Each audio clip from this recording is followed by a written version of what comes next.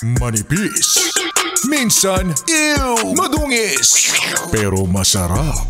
Mwah, ikis. Sexy time na. Sexy Mega! Ngayong season of giving up. Charot. Season of giving up. Chares lang. Ngayong season of giving. No? Yan ang lagi nilang sinasabi pagka ganitong magpapasko.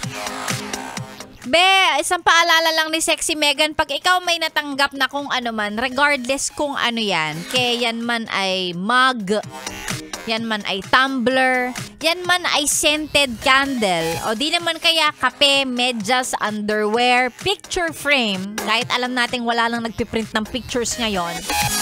At yun pa rin ang matatanggap mo ngayong Pasko, pwede ba mag-thank you ka na lang? Diba? Same thing with pag-a-attend ka ng Christmas party at namimili ka pa kung ano ang gusto mong maiuwing prize sa raffle. Baka naman pwedeng medyo baguhin natin ng konti yung ating mindset. Diba? Pag binigyan ka, mag-thank you ka na lang. At kung nanalo ka man sa raffle, regardless kung ano yon, kay power bank man yon, display sa bahay, ilaw, or kung ano man, at hindi major raffle yung natanggap mo, baka pwedeng mag-thank you ka na lang. Diba? Because hindi naman lahat nakakatanggap ng regalo. Hindi lahat naaalala na bigyan. Tama ba? Tama yung Tagalog ko. Or hindi rin lahat nagkakaroon ng chance mabunot sa raffle. So kung, 'di ba, kung mabunot ka kahit minor raffle prize lang 'yon, mag-thank you ka na lang. At kung may matanggap ka kahit hindi mo gusto 'yon, mag-thank you ka kahit nakikipagplastikan ka lang.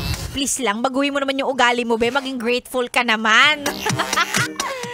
Ay nako, magandang umaga. Sexy Megan po ang inyong kasama. Magpapaalala sa'yo na kahit ano ang iregalo mo sa akin, okay lang.